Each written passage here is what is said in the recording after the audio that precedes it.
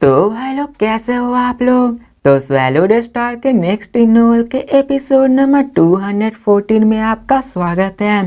तो चलिए शुरू करते हैं, लेकिन इससे पहले अगर आपने मेरे चैनल को सब्सक्राइब नहीं किया तो सब्सक्राइब करके बेल आइकन दबाना ना भूलें।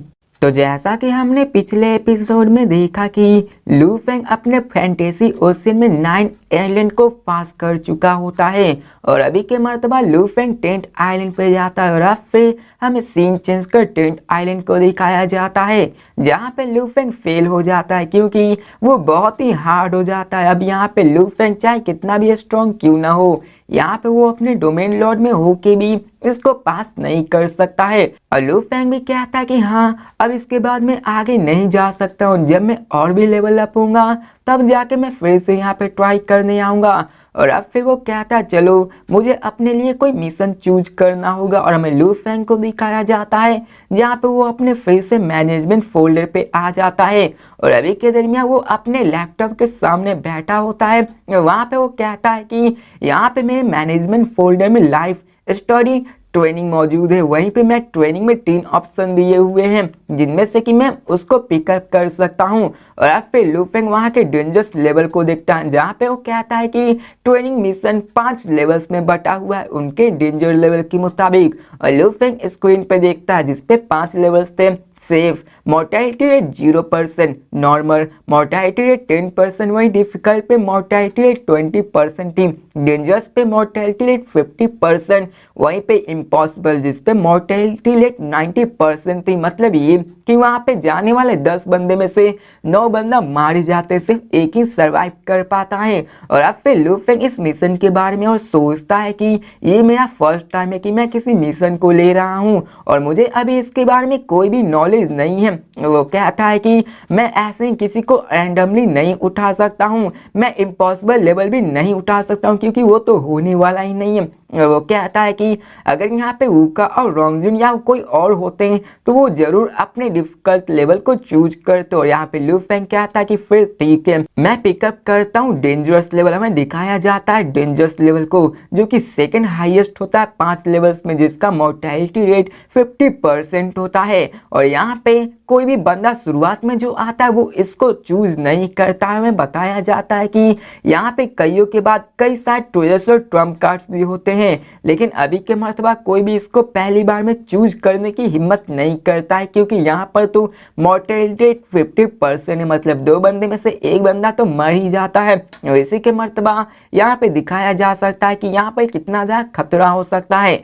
लेकिन लू फेंग कहता है कि मैं बाकियों से अलग हूँ, मेरे पास 2 ग्रेट क्लोन्स की बॉडी है जो कि बहुत ज्यादा स्ट्रॉन्गर है मेरी खुद की बॉडी से। और वो कहता है कि अभी के मर्तबा मैंने अगर डेंजरस मिशन को नहीं चूज किया तो इसके लिए मुझे तो कोई चैलेंज का फील ही नहीं होगा। वो कहता है कि मुझे इतना भी कॉन्फिडेंट नहीं होना है, मैं जानता हूँ कि मुझ में पावर बहुत है लेकिन अभी के मर्तबा मुझे इम्पॉसिबल लेवल को भी नहीं चूज करना है क्योंकि ये अभी इम्पॉसिबल है मेरे लिए। और फिर वो कहता है कि चलो आगे देखते और क्या होता है। अब फिर हमें लू फेंग को दिखाया जाता है जो कि उस डेंजरस लेवल मिशन को चूज करता है और वहां पे उसके पास एक स्क्रीन पे वार्निंग आता है जहाँ पे एक रेड वार्निंग वर्ड्स में लिखा होता है वार्निंग वार्निंग योर मैजेस्टी लू फेंग, ये आपका पहला मिशन है। यहाँ पे आपके कैलकुलेशन जो कि वर्चुअल यूनिवर्स कंपनी ने किए हैं, जिसने भी अपने डेंजरस मिशन को फर्स्ट मिशन में किया है उसकी मोर्टेलिटी रेट 28.2% है। मतलब ये कि फर्स्ट बंदे ने आकर जिसको डायरेक्टली ये पिकअप किया है उसमें से 78.2% ही मोर्टेलिटी रेट थी। अब यहाँ पे कोई बाद में जाके करता तो वहाँ पे तो 50% ही थी। और यहाँ पे एक और चीज लिखी होती है कि आपको ये अपने से कंटिन्यू करना है, अगर आप चाहते हैं तो आप इसको कंटिन्यू कर सकते हैं, नहीं तो आप इसको कैंसिल ही कर दे, आपके लिए इसमें ही भलाई होगी। लेकिन लू फेंग इसको देख और वो कहता है कि यहाँ पर मोर्टेलिटी रेट 78.2% है लेकिन इसके मर्तबा भी यहाँ पे सरवाइव करने का कोई ना कोई तरीका होगा और यहाँ पे ऐसा कोई भी चीज नहीं है जो कि इम्पॉसिबल लगता हो। वो कहता है कि जितने ज्यादा सर्वाइवल के चांस होंगे उतना ही डेंजरस लेवल ज्यादा बढ़ता जाएगा और अगर मैंने डेंजरस लेवल को पास नहीं किया तो ये तो मेरे लिए मजाक बन के लाया जाएगा। लू फेंग बिना हेसिटेट किए उसको कंफर्म कर देता है क्योंकि लू फेंग को चैलेंज मंजूर है। और अब और अब फिर हमें स्क्रीन पे दिखाया जाता है जहाँ पे डिटेल इंट्रोडक्शन लिखे हुए होते हैं, डेंजरस लेवल मिशन। यहाँ पे कई सारे कोर मेंबर्स उन सबको लेते हैं अपने एक्सपीरियंस में, और यहाँ पे मोर्टेलिटी 50% से ज़्यादा है, और यहाँ पे जितना ज़्यादा खतरा है उतना ही ज़्यादा आपको रिवॉर्ड भी मिलने वाला है, और ये बहुत ही शौकी है। वहाँ पे हमें सारी डेंजरस लेवल मिशन को दिखाया जाता है, जिनमें से पहला वी की सब प्लानिट जो कि virtual universe company private secret region में आता है। सेकंड में सेवन फ्लेम्स पैलेस जो कि virtual universe company heaven and ground secret region में। सिक्स्थ में green demon world virtual universe green last phase secret region. वहीं पे 9 में dragon pagoda planet virtual universe company absolute beginning. और ऐसे ही करके हमें सारी चीजों के बारे में बताया जाता है, जहाँ पे टोटल 186 होते हैं, जिसमें से 186 flame ice continent virtual universe Galaxy bank black और सीक्रेट रीजन में मौजूद था। और यहाँ पे सबके अपने अपने मिशन और वहाँ के लोकेशन के बारे में लिखा हुआ था। और अब फिर लू फेंग यहाँ पे देखता है जहाँ पे सारे मिशंस को ब्लर किए हुए था, लेकिन यहाँ पे अभी के मर्तबा 186 मिशन में जिसको भी आप सिलेक्ट करेंगे उसके बारे में आपको इन्फॉर्मेशन मिल जाएंगी, और ये अलग अलग सीक्रेट रीजन में मौजूद है। और यहाँ पे ये सभी कंट्रोल किए गए हैं और ये रिमॉडल किए गए हैं उन 5 ग्रेट लेवियाथन में। और यहाँ पे वही 186 सीक्रेट रीजन है जहाँ के सारे मिशन लोकेटेड है। और अब फिर लू फेंग वहाँ के 186 मिशन को देखता है जो कि ड्रैगन पगोडा होता है, जो कि प्लैनेट होता है एब्सोल्यूट बिगनिंग रीजन में। और फिर वो उस 9 मिशन ड्रैगन पगोडा प्लैनेट को देखता है, उसमें टैप करता है।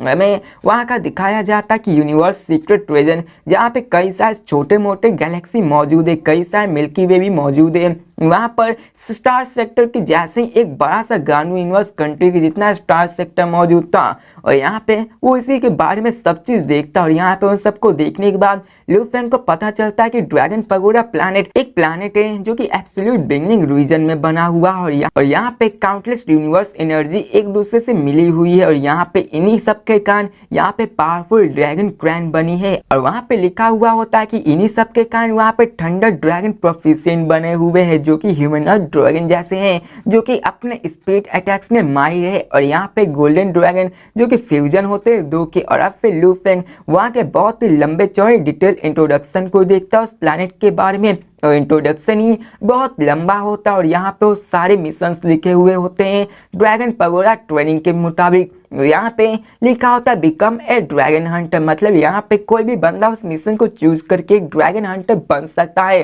और अब फिर लू फेंग कहता है कि ये हुआ ना कोई चैलेंज की बात, और यहाँ पे वो कहता है कि यहाँ का स्ट्रॉन्गेस्ट बंदा ड्रैगन पगोडा में एक सेक्टर लॉर्ड का पाइनेकल बंदा है, वहीं पे यहाँ का सबसे वीकेस्ट बंदा भी एटलीस्ट यूनिवर्सल लेवल का होता है। और यहाँ पे हंटिंग के दरमियान उसको बहुत ही सावधानी बरतनी पड़ती है। यहाँ पर स्ट्रॉन्ग बंदे आराम से किसी को डिस्कवर कर सकते हैं, और यहाँ पे तुम्हारा ही हंटिंग किया जा सकता है, इसलिए तुम्हें इसके लिए बहुत ही ज्यादा सावधान होना पड़ेगा। फिर लू फेंग ऐसे ही करके कई सारे मिशंस को देखता, और वहाँ पे ऐसे ऐसे जगह थे जिसे देखकर लू फेंग भी शॉक हो गया था।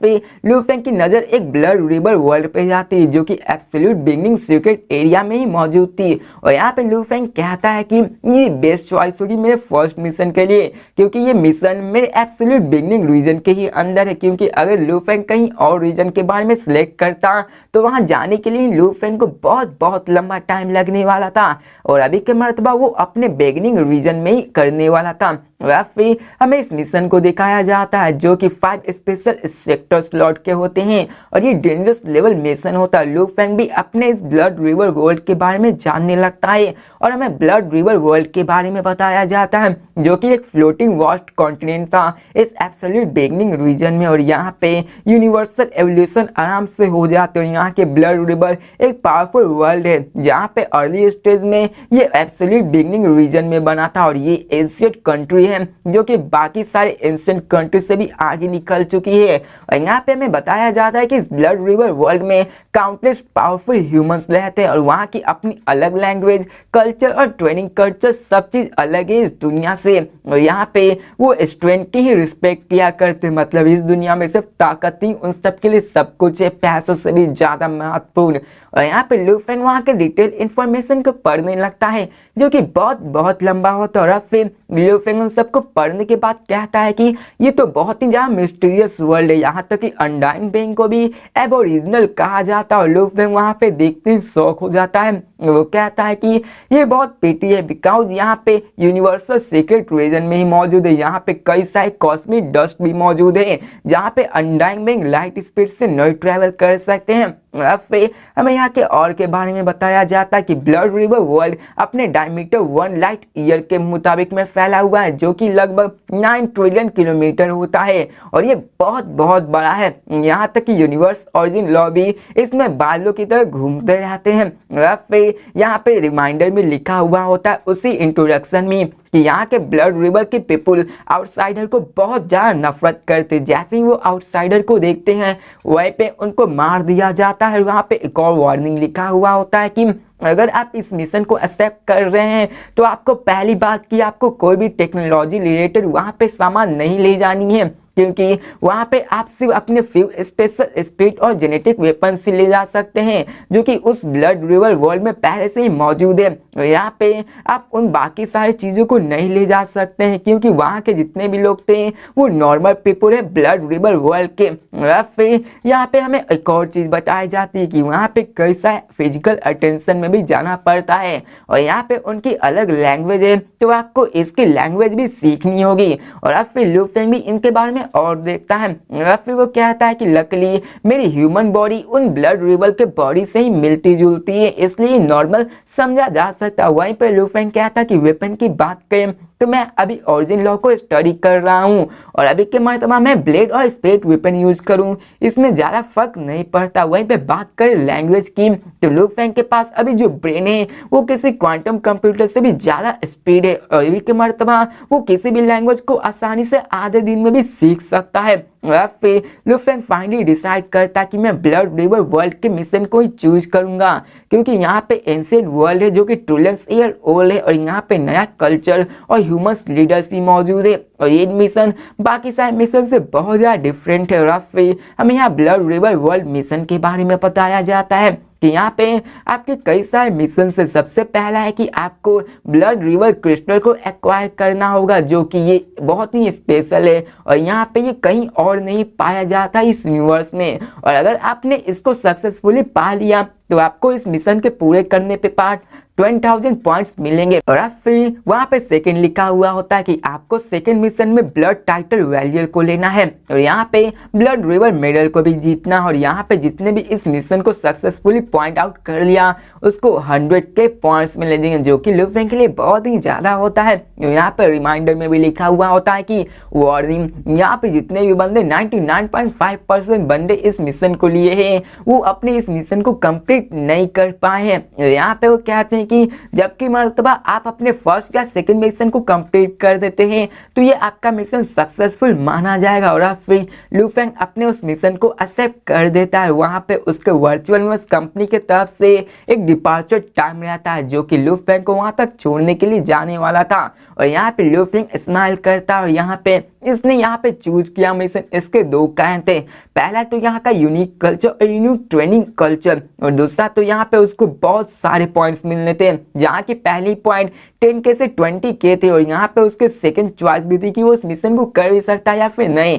लेकिन अभी के मर्तबा सेकंड मिशन को ही पास करने पे 100K पॉइंट्स मिल रहे तो लू फेंग को दिखाया जाता जो क्या था है माय गॉड, ये तो बहुत ज़्यादा पॉइंट्स है। सिर्फ मुझे अगर मैं बात करूँ हेवनली ब्रिज की तो वहाँ के 11 लेवल को पास करूँ तब मुझे जाके 100K पॉइंट्स मिलेगा और अभी के मर्तबा मैं सिर्फ 5th लेवल पे ही अटका हुआ हूँ। यहाँ पे मुझे और भी 1000 साल लगने वाले 11th लेवल तक पहुँचने के लिए। और अभी के मर्तबा लू फेंग कहता कि blood warrior title blood river medal शायद ये उतना ज़्यादा डिफिकल्ट नहीं होगा, लेकिन फिर भी ये डिफिकल्ट हुआ तो क्या, मुझे इसको ट्राई करना चाहिए। और अब फिर लू फेंग उस मिशन को लेने के बाद अपनी सारी प्रिपरेशन करने लगता है जो भी उसके लिए करनी होती है। और फिर लू फेंग को दिखाया जाता है जो क्या था कि नॉन सन आर्मर्ड सी ह्यूमैनिटी की 9 गॉडली वेपन से और ब्लड रिवर में ऐसी कोई भी मटेरियल मौजूद नहीं है जिसके कारण मैं नॉन सन आर्मर्स को वहां पे नहीं ले जा सकता हूं। इसलिए मुझे अभी के मर्तबा अपने गोल्ड शैडो ब्लड जो भी वहां पे मौजूद नहीं है तो उसको भी नहीं ले जाना पड़ेगा और मुझे अपने लिए एक शार्प ब्लड शैडो ब्लेड बनाना पड़ा जो कि उस वर्ल्ड में मौजूद है। और अभी के मर्तबा लू फेंग एक 6 एजेस शील्ड भी लेता है जो कि वो लू फेंग उस वर्ल्ड में ले नहीं जाने वाला था और ये सारे मटेरियल्स अवेलेबल है ब्लड रिवर वर्ल्ड में। अब यहाँ पे जब किसी बंदे ने लू फेंग को देख लिया कि वो बाहर के वेपन को यूज कर रहा तो लू फेंग को वहीं पे मार दिया जाता, क्योंकि लू फेंग भले कितना भी स्ट्रॉन्ग क्यों ना हो, वहाँ पे universal, spectre lord, undying being जैसे बंदे भरे पड़े हुए हैं। और अभी के मर्तबा लू फेंग कहता है कि अगर बात करें क्लाउड कॉन्टेक्ट वन की तो क्लाउड कॉन्टेक्ट वन एक प्लांट फॉर्म लाइफ फॉर्म है और ये ह्यूमैनिटी में बहुत ही रेयर है इस 1008 यूनिवर्स कंट्री में। और यहाँ पे ऐसी थिंग उस ब्लड रिवर वर्ल्ड में मौजूद नहीं। और अभी के मर्तबा लू फेंग ने अपने क्लाउड कॉन्टेक्ट वन को मोसा क्लैन में ट्रांसफर कर दिया होता है। मतलब ये कि अभी के मर्तबा लू फेंग उसको यूज नहीं करेगा, अभी वो मोसा क्लैन में उसको यूज करेगा। और अब फिर लू फेंग कहता है लकली यहाँ पे ब्लड रिवर वर्ल्ड के पास खुद की स्पेस रिंग है, जिसके कारण लू फेंग उस वहाँ पे स्पेस रिंग ले जा सकता है।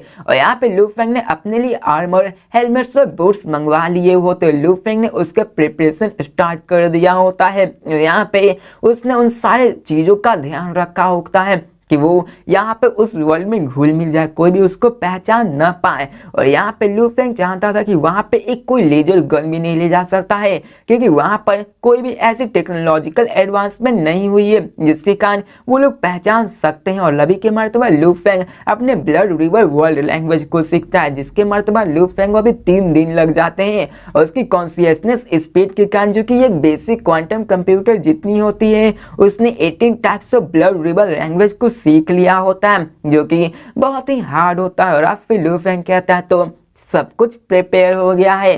और अब फिर हमें सीन चेंज को एब्सोल्यूट बिगनिंग रीजन को दिखाया जाता है, जहाँ पे एक ट्रिक मिक्स पूरे स्पेस में टहल रहा होता है। वहाँ पे एक बड़ा सा आइस प्लैनेट कई सारे ब्रोकन स्टार फ्रेगमेंट में बन चुके होते हैं और ये वही जगह होती है जहाँ पे लू फेंग का क्वार्टर्स होता है। और अब फिर हमें वहाँ पे कई सारे बंदों को दिखाया जाता है जो कि सोल्जर होते हैं। वहाँ पे वो लू फेंग के बारे में बात करते हैं कि हमारे मैजेस्टी बहुत ही डेंजरस लेवल को चूज किए, क्या पता वो पास कर पाए या फिर नहीं। लेकिन अभी के मर्तबा वो इसी के बारे में बात करने लगते हैं। वहाँ पे लू फेंग ने अपनी सारी चीजों को मंगवाया था, वो यहाँ पे डिलीवर करने आए हुए होते हैं। अभी के मर्तबा लू फेंग में दिखाया जाता है कि वहाँ पे टोटल कई सारे बॉक्सेस थे जो कि लू फेंग ने मंगवाए होते हैं। वहाँ पे टोटल 10 किलोमीटर में एरिया में फैला हुआ होता है पूरा बक्सा।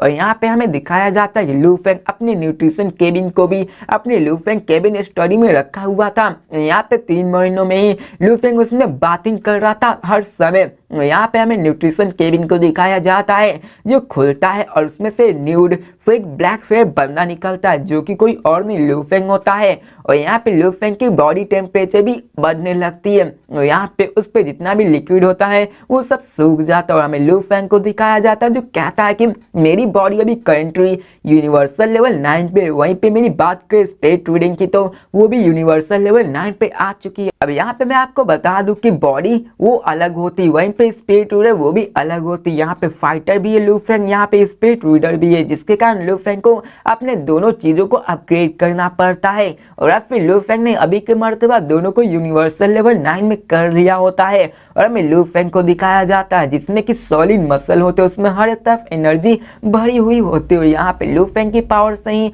पूरा स्पेस ट्रेमर एक्सप्लोड कर रहा होता है। और फिर हमें लू फेंग को दिखाया जाता है जो क्या था ये बहुत ही अजीब है ये न्यूट्रिशन केबिन। यहाँ पे मैंने 3 महीने में ही मैं डायरेक्टली यूनिवर्सल लेवल 9 पे आ चुका हूँ और ये बहुत ही ज्यादा सेटिस्फाइड है। और अभी के मर्तबा लू फेंग की बॉडी स्ट्रेंथ भी अपने सैचुरेशन पे आ चुकी होती है और लू फेंग अपने लिमिट पे आ चुका होता है। लेकिन जबकि मर्तबा जब वो डोमेन लॉर्ड में आएगा तो उसकी लिमिट और भी ज्यादा बढ़ जाएगी और उसकी बॉडी फिर से इवॉल्व करना स्टार्ट हो जाएगी। और अभी के मर्तबा हमें लू फेंग को दिखाया जाता है जो लू फेंग अभी आसानी से डोमेन लॉर्ड लेवल में नहीं जाना चाहता था, वो चाहता तो आराम से जा सकता था। लेकिन इशू ये है कि उसका इंटरनल वॉल वो अभी डोमेन लॉर्ड लेवल 6 में है, इसी कारण लू फेंग ऐसा नहीं करना चाहता था। वो अभी उसी वक्त करेगा जब उसका इंटरनल वॉल भी डोमेन लॉर्ड लेवल 9 पे आ जाएगा, तब वो डायरेक्ट जंप करके डोमेन लॉर्ड लेवल 1 से डोमेन लॉर्ड लेवल 9 पे आ सकता है। फिर लू फेंग उस बिल्डिंग से बाहर निकलता है जहाँ पे कई सारे वेटर्स गार्ड्स वहाँ मौजूद थे और वो सारे वही वहीं पे काम कर रहे हो। वहाँ पे वो सारे बंदे शॉक हो जाते हैं जब लू फेंग को देखते हैं,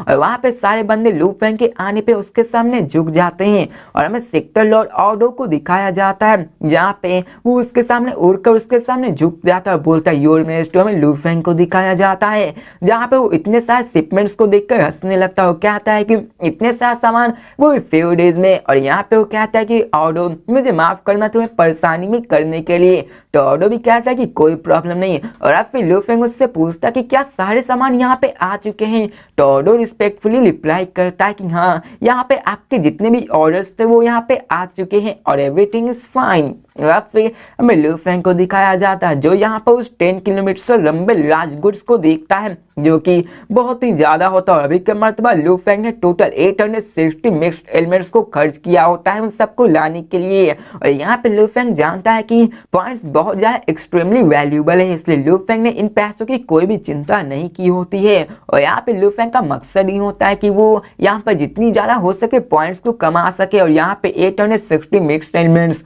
वो तो लू फेंग के लिए कुछ भी नहीं। वहीं पे बात करें पिंगहाई कंपनी की जहाँ पे उसने ह्यूज इन्वेस्टमेंट को कमाया होता है, यहाँ पे 860 मिक्स्ड एलिमेंट्स तो कुछ नहीं है। और यहाँ पर तो लू फेंग तो पहले से ही वर्चुअल कंपनी से 1000 मिक्स्ड एलिमेंट्स मिल गया था क्योंकि उसने कंपटीशन को जीता होता है। और अभी के मर्तबा लू फेंग ने 860 को पहले ही खर्च कर दिया। और अभी के मर्तबा लू फेंग ने वहाँ पे कई सारे मेटल्स को मंगवाए होते हैं जो कि golden horn based date is of the world second level के लिए होता है। लू फेंग सोचता है कि यहाँ पे जितने भी चीजें उसने क्लाउड कंटेंट 1 के भी न्यूट्रिशनल आइटम्स है जो कि वो क्लाउड कंटेंट 1 को भी लेवल अप करवाना चाहता है। फिर यहाँ पे कई सारे इंपॉर्टेंट थिंग्स थे जो कि गोल्डन हॉर्न बेस्ड की ट्रेनिंग के लिए भी होते हैं। यहाँ पे हमें बताया जाता है कि गोल्डन हॉर्न बेस्ड अभी second date is of the world को कर रहा है जिसकी रिक्वायरमेंट्स पहले के मुकाबले बहुत ज्यादा बढ़ चुकी थी। और यहाँ पे लू फेंग ने अपने first level date is of the world को प्राइमरी केव सिटी में ही कंप्लीट कर दिया। और यहाँ पे लू फेंग का गोल्डन हॉर्न बेस्ड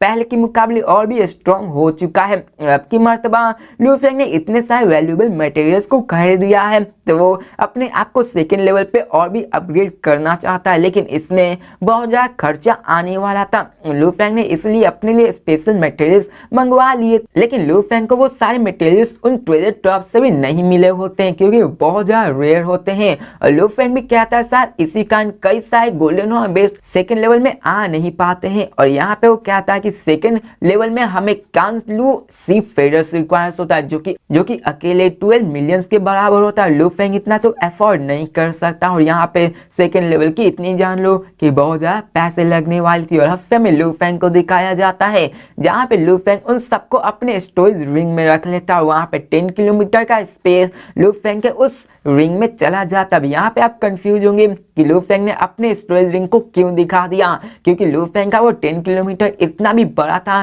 कि किसी बंदे के आंखों में आराम से लालच भर सकता है। लेकिन अभी के मर्तबा लू फेंग का जो स्टेटस है वहाँ पे वो इस रिंग को आराम से खरीद सकता है। और यहाँ पर तो लू फेंग ने अपने ऑटमन शिप को भी निकाल लिया था तो किसी भी शक नहीं किया था क्योंकि लू फेंग का स्टेटस ही कुछ ऐसा हो गया है। तो भाई लोग इसी के साथ ये वीडियो भी खत्म होती है।